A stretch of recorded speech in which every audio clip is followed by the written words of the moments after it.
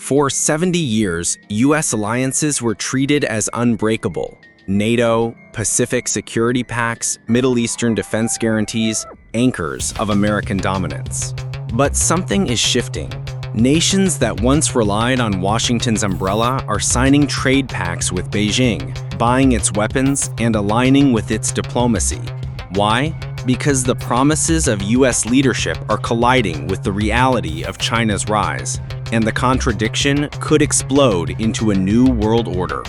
For decades, the story of global power was written in Washington.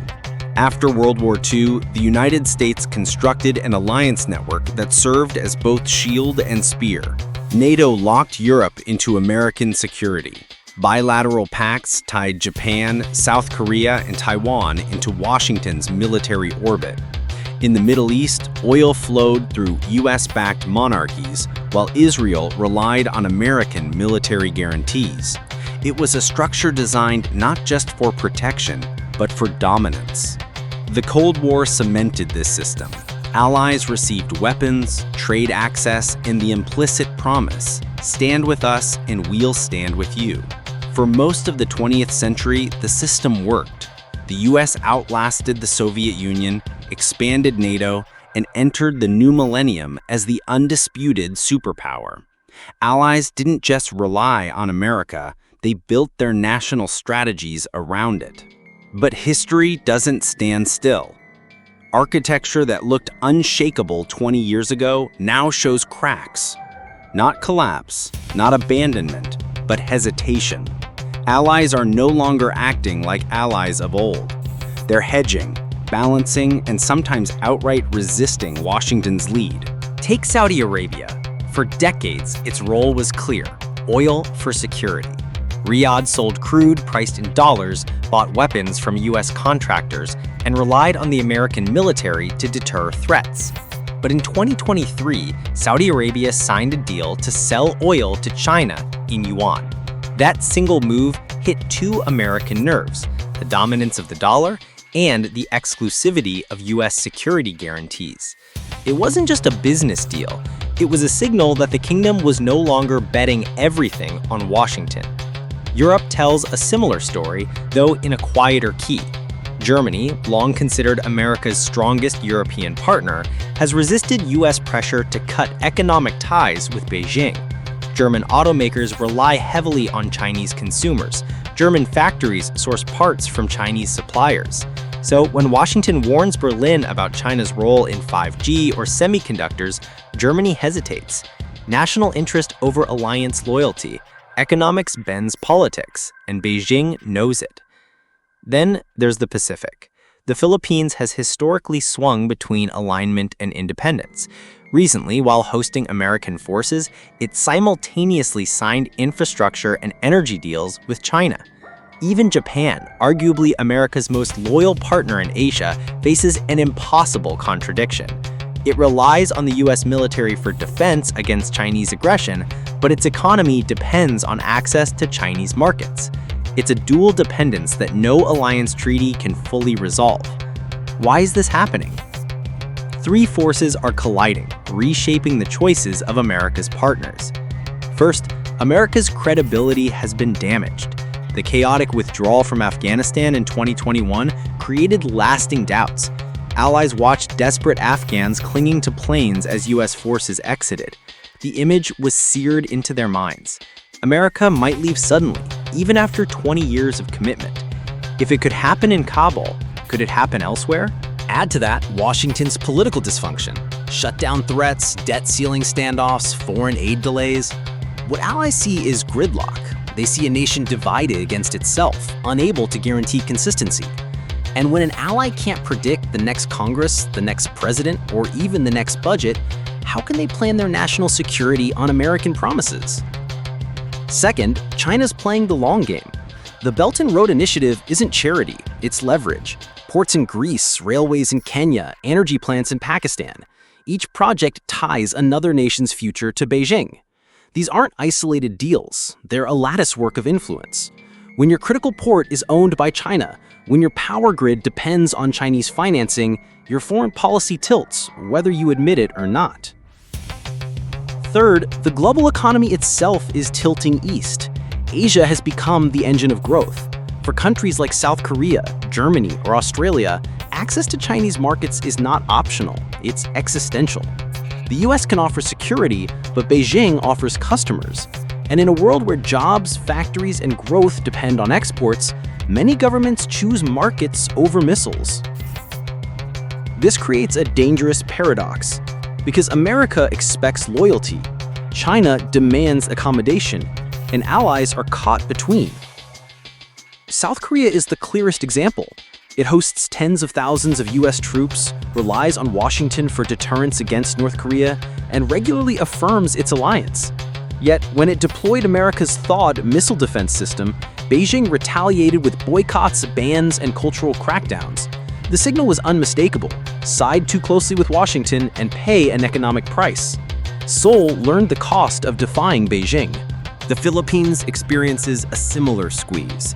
Its leaders welcome American military drills, but they also accept Chinese loans for roads, bridges, and telecom networks. Each decision is a gamble. Lean too far one way and risk punishment from the other. Survival means walking a knife's edge. And Europe? The cracks grow wider. France's President Emmanuel Macron warned openly that Europe must not become a vassal in America's confrontation with China. That word vassal echoed through capitals. It wasn't just French bravado, it was a statement of unease. Europe doesn't want to be forced into a binary Cold War. Beijing knows this and quietly courts European leaders with investment deals and diplomatic charm. Even NATO is not immune. While publicly united against Russia, members like Hungary and Greece quietly deepen ties with Beijing. Hungary blocks EU criticism of China. Greece sold control of its largest port to a Chinese state firm. Behind the declarations of unity, another reality takes shape. American allies hedging their bets. So what does all this mean? It means that America's allies are no longer the unquestioned pillars of global order. They are bargaining chips, balancing acts, and in some cases, fragile illusions. The Cold War was about ideology, capitalism versus communism. Today's rivalry is about survival, trade routes, supply chains, technology, and markets. Allies don't ask who shares our values. They ask who secures our future. And increasingly, the answer is not Washington alone. This erosion is subtle. But erosion can be more dangerous than collapse. Collapse is visible. Erosion creeps until the foundation buckles. And the first cracks are already visible. Oil deals in yuan, ports controlled by China, European warnings against US dominance. The question is, when the moment of crisis comes, when choices can no longer be hedged, will America's allies still stand with America at all? The question is sharp.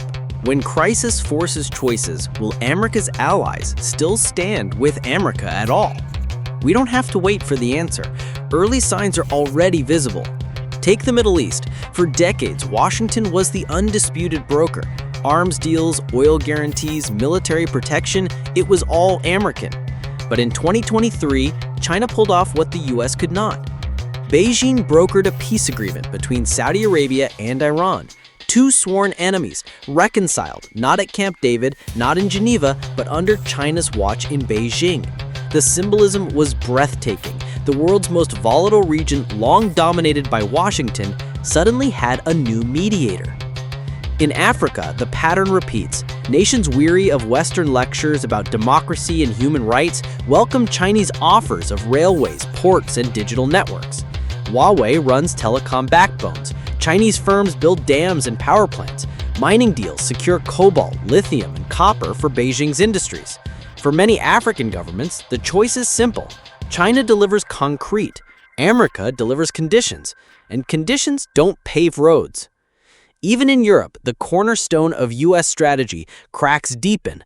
Greece allowed a Chinese state company to control Piraeus, its largest port. Hungary blocks EU criticism of Beijing while welcoming Chinese factories. And France, under President Macron, insists Europe must chart its own strategic autonomy. The meaning is clear: follow Washington when it suits Europe, but resist when it doesn't.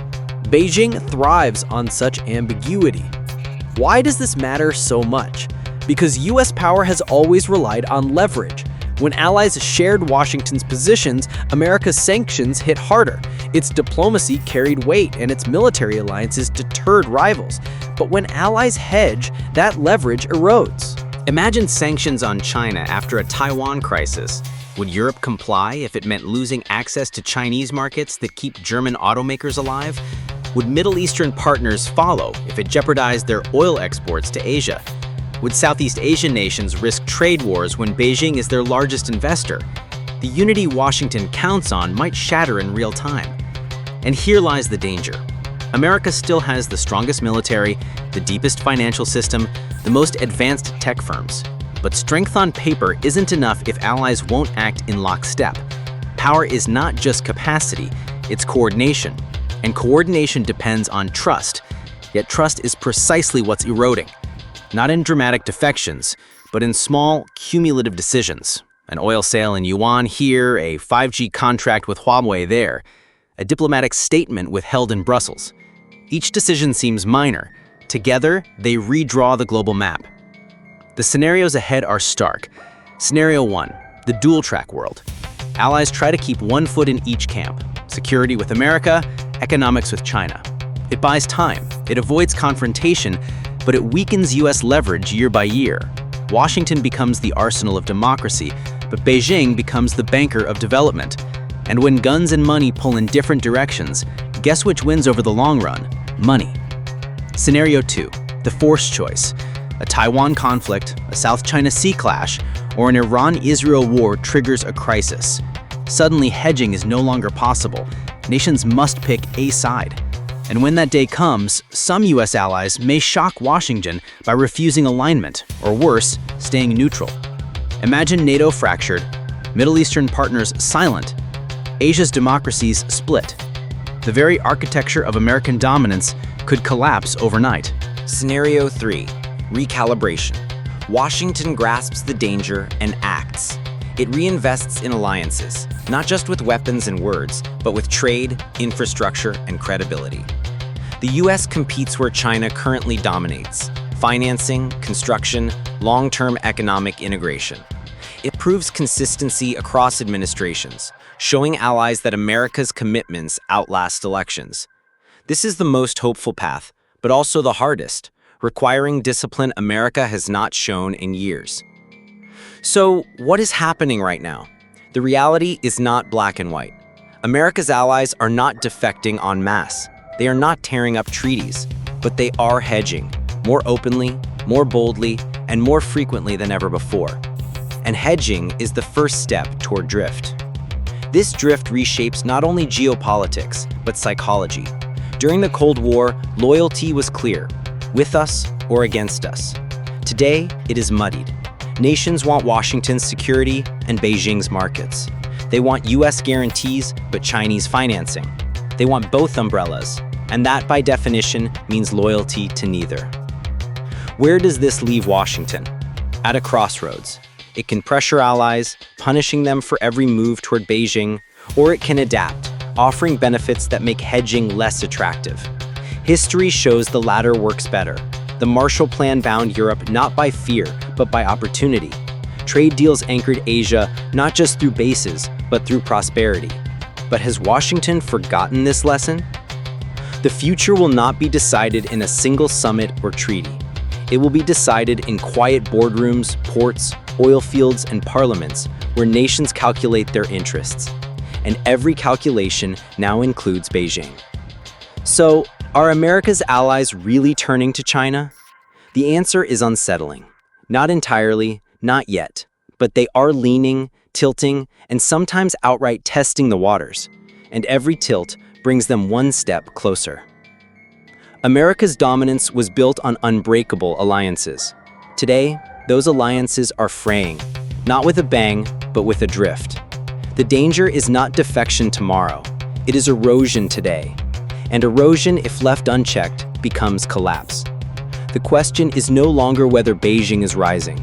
The question is whether, when the world tilts fully, America's allies will still be America's allies at all.